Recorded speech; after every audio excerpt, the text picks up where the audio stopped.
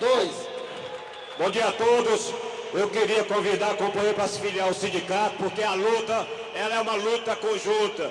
Na região norte, na cidade do governador, onde tem a secretária também, a de Sobral, já conseguimos parar 13 municípios e Sobral tem 80% nas ruas, todo dia fazendo um debate. Não é o momento a gente fazer a divisão, companheiro. É o momento de construir mais ainda. Nós vamos vaiar daqui o interior, e o interior está correspondendo, está dizendo para esse governador que a luta é de todos. Nós vamos fazer uma determinação, porque nós, na região, há a pressão sim da CRED 6, a pressão sim da SEDUC, mas nós estamos conscientes, porque só constrói uma carreira se todos os companheiros estiverem na luta. E essa é a nossa grande greve de todo o estado do Ceará.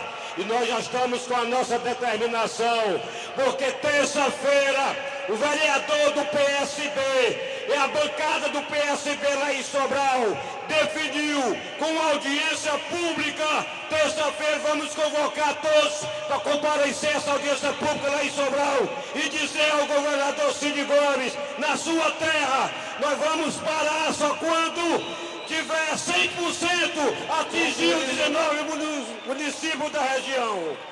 E eu vou dizer que o Cid fez a melhor coisa nessa greve. Foi unir a categoria com essa proposta e ele realizou. E vamos à luta!